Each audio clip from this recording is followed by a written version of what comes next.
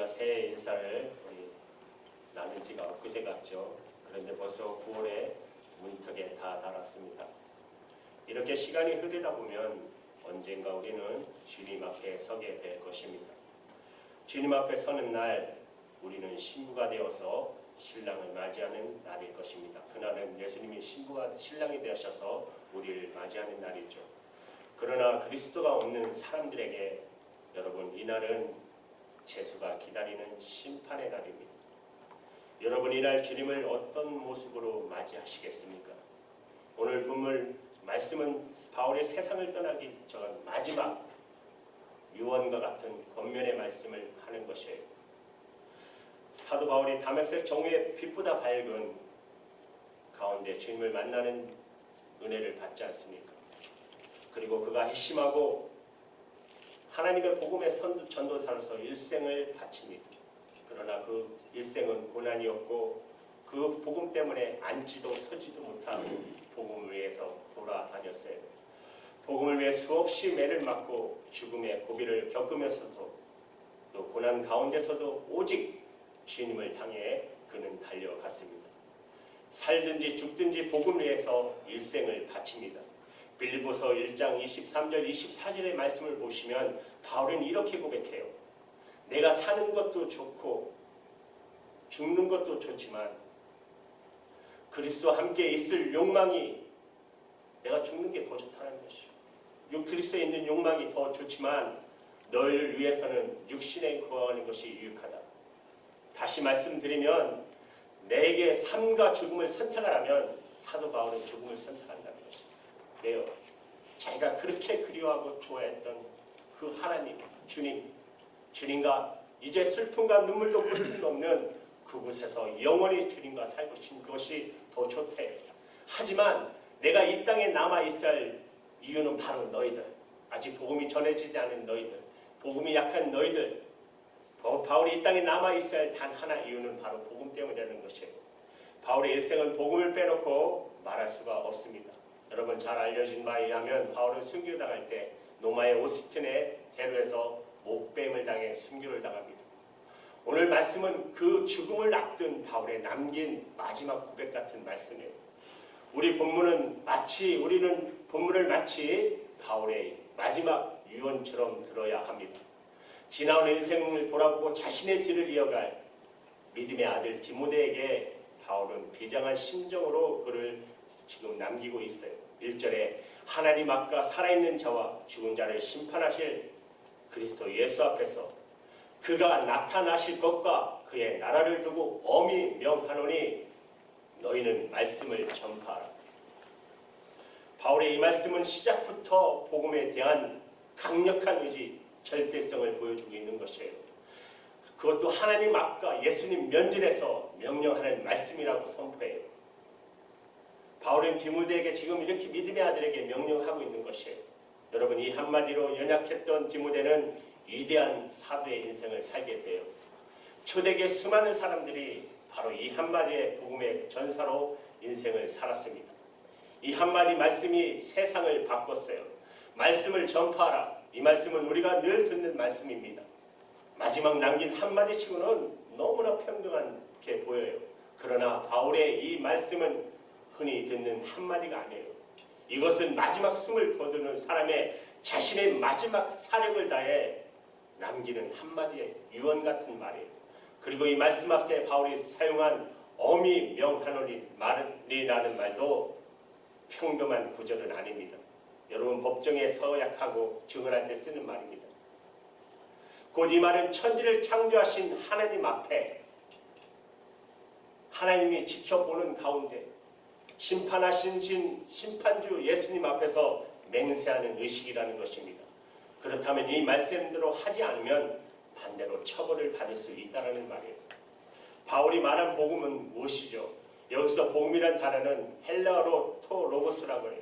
이를 정확하게 번역하면 그 말씀이라는 뜻입니다. 여러분, 그 말씀은 우리의 죄를 위해서 예수 그리스도가 십자가에서 죽으시고 부활하신 그 말씀입니다. 주님을 알면 인생이 우리가 달라지고 새로운 인생이 시작된다는 말씀이에요. 우리의 인생의 역사를 움직이는 그 주관하시는 주님의 위대한 동치에 동참한다는 뜻이에요. 바울이 이를 그 복음이라고 강조하고 있는 것이에요. 그렇다면 여러분 다른 복음이 있습니까? 다른 복음을 오늘 본문에서 3절, 4절에서 이렇게 설명해요. 때가 이르느니 사람이 바른 교훈을 받지 아니하며 기가 가리워서 자기 사욕을 따를 스승을 많이 두고 또 그 길을 진리에 돌이켜 허탄한 이야기를 따르리라. 여러분 진리에서 돌이켜 허탄한 이야기를 따르는 사람, 그분들은 듣는 것에 문제가 있는 사람입니다. 이 땅을 보십시오. 얼마나 허탄한 진리를 따르는 사람들이 얼마나 많아요. 기독교 자체도 벌써 타락의 기로에 들어섰잖아요. 동성연애가 그것들은 인격을 존중하기 때문에 당연히 그들도 받아들여야 됩니다. 여러분 신문에 보셨지만 포드라는 차에 한 대 팔 때마다 그 1000불씩이 동성연애 협회 가입으로 준다는 거잖아요. 그 말 기독교인의 직원 한마디가 말 한마디 했다고 그분을 해고시켰어요. 얼마나 허탄한 이야기가 지금 돌아다닙니까? 진리를 거스리는 말. 그런데 그것이 좋다는 것이죠. 그 말이 더 듣기 좋다는 것이죠. 이건 듣는 것에 문제가 있는 사람입니다. 이들은 자신의 가려운 길을 시원하게 해주는 말씀만을 듣기 원해요. 신앙으로 자신을 변화시키지 않고 자신을 위해 신앙을 이용하는 것이죠. 우리가 들어야 할 말씀은 우리의 길을 시원하게 해주는 말이 아니라 우리의 심령을 변화시키는 말씀입니다. 오늘날 기독교의 진정한 복음, 그 복음을 교묘히 피해가면서 삶의 윤리와 철학을 가르치는 경우가 얼마나 허다합니까? 예수 그리스도의 십자가의 부활이 사라진 복음, 말씀을 통한 삶의 변화가 결여된 복음은 더 이상 복음이 아닐 것입니다. 불교나 다른 종교에서 들을 수 있는 복음이라면, 그런 철학이라면, 그런 윤리라면 왜 교회에 나가야 됩니까? 유대교나 다른 종교에서 줄 수 있는 복음이라면 왜 예수님이 그렇다면 십자가에 돌아가셔야 한단 말입니다. 어느 아는 목사님이 멕시코에서 복음을 전하셨어요. 선교사님이셨는데 그런데 그들의 청년들하고 복음을 전했더니 그들이 기뻐하면서 예수님을 다 믿는다고 해요. 그런데 그들과 대화 중에 목사님이 이상한 것을 느껴요. 이상한 것은 그들이 예수뿐만 아니라 부처도 믿고 마호멧도 믿고 있는 종교 좋다라는 것을 다 믿는다는 것이에요. 이들은 세상의 좋은 가르침은 다 받아들인다는 것이죠. 이들의 믿음은 진정한 믿음이 아닙니다. 우리는 예수를 믿는다는 말을 조심하게 사용해야 돼요. 예수님을 따른다는 것은, 믿는다는 것은 예수님이 가르쳐 주신 복음을 믿는 것입니다. 여러분 현재 지금 한국에 860만의 기독교인들이 있어요. 통계청의 발표에 의하면 거의 60%가 만약에 교회에 출석한다고 치더라도 가정할 때 기독교는 한 500만 명 정도밖에 안 돼요. 한국이 그렇게 교회가 많고 크리스찬이 많은 것 같아도 10명 가운데 9은 복음을 모르고 어쩌면 우리나라도 지금도 선교의 대상국이 될지도 몰라요. 여러분 이민교회도 마찬가지잖아요. 우리가 살고 있는 이 워싱턴만 해도 15만 명이 살고 있는데 여러분 보셨지만 정작 교회 출석하는 분은 10,000명 안팎밖에 되지 않아요. 아직 14만이라는 분들은 불신자인 것입니다. 이 워싱턴도 우리가 복음을 들고 나가 전도할 사명의 땅인 것이에요. 무엇이 한국교회의 문제죠? 무엇이 교회의 문제입니까? 설교나 가르침의 문제가 아니라 여러분 세계 10대 교회가 절반이 한국에 있다는 것이 얼마나 놀라운 문제예요. 하나님이 얼마나 축복하셨어요. 문제는 복음이 무엇인지 모른다는 것이죠. 현대교회는 예수님의 복음이 있어야 할 자리에 삶의 철학이나 행복이나 기쁨으로 차지하고 있어요. 우리가 믿고 있는 복음이 무엇이죠? 교사들이 오늘 본문에 말씀하신 교사들이 가르치는 복음은 어떤 복음입니까? 예수님을 가르치고 있습니까? 예수님을 가르치는 것이 교사의 가장 중요한 사명이에요. 예수님을 전할 수 있는 사람은 예수님을 아는 사람입니다. 예수님을 전하는 것이 설교자의 가장 중요한 사명이에요. 예수님을 전할 수 있는 사람은 예수님을 아는 사람입니다. 예수님을 만난 사람입니다. 우리에게 예수 그리스도의 십자가와 부활의 진정한 체험과 흔적이 있습니까? 교회를 다니고 기도하고 성경을 읽는다고 해서 저절로 구원받을 수 있는 것이 아니잖아요. 복음을 알고 믿는 사람에게 바울은 지금 소리치고 있는 거예요. 말씀을 전파하라. 복음을 듣고 깨닫고 믿고 순종하는 것은 매우 중요해요. 그러나 여기서 멈춰서는 안 된다는 것입니다. 생명의 복음을 전파하여 죽은 자들을 살려내고 산 자들을 거룩한 제자로 세우는 데까지 나가야 한다는 말씀입니다. 이 사명을 위해서 주님께서 저와 여러분을 먼저 부르신 사실을 우리는 잊어서는 안 됩니다. 그렇다면 이 복음은 언제 전해야 합니까? 오늘 2절에 보면 너희는 말씀을 전파하라. 때를 얻든지 못 얻든지 항상 힘쓰라. 이 말씀의 의미는 상황이 좋을 때뿐만 아니라 불리할 때도 말씀을 전하라는 것이죠. 어느 때든지. 바울은 예수님을 만난 즉시 복음의 전사로 살았잖아요. 복음을 전파 위해 그는 자신의 생명을 조금도 귀하게 여기지 않았어요. 예수님을 진실로 만 사람, 예수님의 피의 흔적을 본 사람은 복음을 전하고자 하는 마음이 부린 듯합니다. 죽음에서 나를 구원하신 예수님을 전하지 않고는 견딜 수가 없잖아요. 여러분 언제 마지막으로 정말 예수님을 전하셨습니까? 나를 통해 예수님을 만난 새로운 삶을 살아가는 사람이 몇 명이나 있습니까? 왜 바울은 오늘 긴급하게 복음을 전파라고 외쳤을까요? 심지어 바울은 복음을 전하지 않으면 내게 하가 미친다고 말해요. 그만큼 복음이 중요하다고, 복음 전파가 긴급하다는 말씀입니다. 몇 해 전의 일이었었어요. 친한 친구 중에 아버님이 아프셨어요. 심장이 좀 안 좋으셔서 병원에 입원하셨는데 카톨릭에 다니시니까 어떻게 그건 확실하게 이 친구가 믿음이 그래 좋던 친구가 아니었어요. 교회는 왔다 갔다 하는데 그래서 제가 친한 친구와 집사님하고 신방을 가서 권면을 했어요. 나이가 연세가 드시니까 어떨지 모르니까 꼭 대답을 들어라. 예수 그리스도가 나의 구주시라는 그 고백을 네가 꼭 들어야 된다. 네가 꼭 복음을 전해라. 카톨릭을 다녔지만 내가 교회가 모르니까 잘 모르니까 꼭 전해달라고 그렇게 신신당부를 했어요. 그리고 이틀이 지나서 그 아버님이 갑자기 병세가 나쁘셔서 돌아가셨어요. 그리고 지금까지도 제가 물어보지 못했어요. 그 친구한테 너 정말 전했냐? 자신이 없었어요.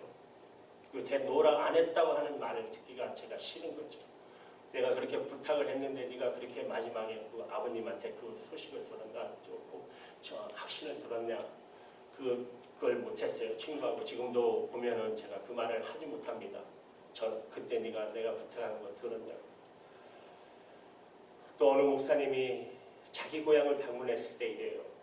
그곳에 옛 친구 4명을 만났는데 한 친구와 예수님에 관해 깊이 있는 말씀을 나누게 됩니다. 친구들에게 복음을 전하긴 했지만 그들은 예수님을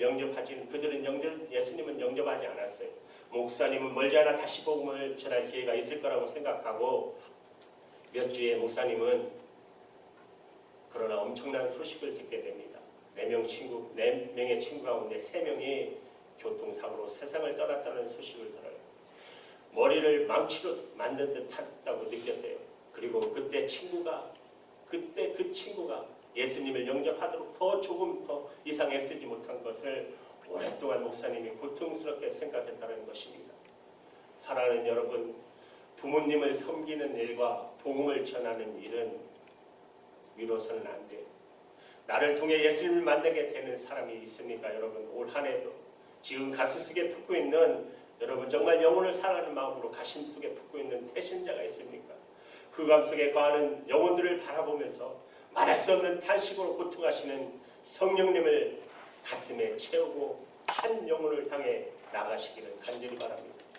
복음을 위해 달려가야 할 사명자의 인생을 바울은 7절에 이렇게 말해요. 그 인생을 한마디로 이렇게 말합니다. 나는 선한 싸움을 싸우고 나의 달려갈 길을 마치고 믿음을 지켰으니 그는 자신의 선한 싸움을 싸웠고 자신은 달려갈 길을 마쳤으며 또한 믿음을 지켰다고 고백해요.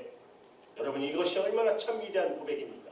우리가 마지막 고백이 바로 이 고백이야 되지 않겠습니까? 바울은 선한 싸움을 싸운다는 것은 바로 예수 그리스도의 복음을 위해 전투하는 신앙인의 모습을 보여준 것입니다. 또 달려갈 길을 마친다는 말씀은 주님이 부르시는 날까지 생명을 바쳐 나가 복음을 전도하는 전도자의 모습을 인 것입니다. 전투하는 사람과 경주하는 사람의 공통점은 한순간도 다른데 정신을 팔 수 없다는 것이죠. 장차 얻을 승리의 감격을 맛보기 위해서 현재의 고난을 기꺼이 감수해요. 바울은 모든 세대의 신앙들에게 내가 믿음을 지켰다고 외쳐요. 마지막 순간까지 바울은 믿음을 위해서 달렸습니다. 자신의 뜻과 의지와 명예를 조금도 추구하지 않은 채 오직 복음을 위해 달린 바울의 모습, 정말 함께한 복음의 이 전사로 부름받은 저를 정말로 부끄럽게 만듭니다. 언젠가 마라톤하는 선수가 인터뷰를 해요. 우승한 선수인데 한 기자가 물습니다. 당신은 어떻게 그렇게 달렸습니까? 그러면서 아직 자기는 그러면서 최선을 다해 달렸지만 아직 자기는 더 반바퀴나 마라톤은 할 수 있는 반바퀴가 남아 있습니다. 그런 소식을 전해요. 그때 그 인터뷰하는 말을 듣고 제가 좀 실망을 했어요. 아니 어떻게 마라톤을 그렇게 서서히 그렇게 하면서 할 수 있을까?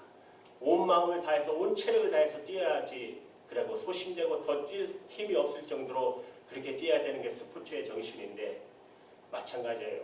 우리는 매일 복음을 향해 선한 싸움을 싸우되 끝까지 치열하게 싸워야 해요. 우리의 싸움은 하루 이틀에 끝날 싸움이 아니에요. 예수 그리스도에 만나는 순간까지 오늘이 마지막 날인 것처럼 여기고 전투하는 그리스도의 모습이 바로 우리의 모습이 되어야 합니다. 전투하지 않는 그리스도인은 진정한 의미에서 그리스도인이라고 할 수 없습니다.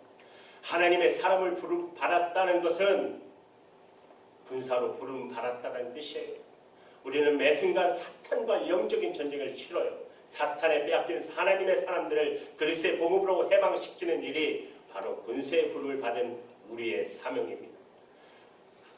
제가 함께 사역했던 전사님이 그런 말을 했어요.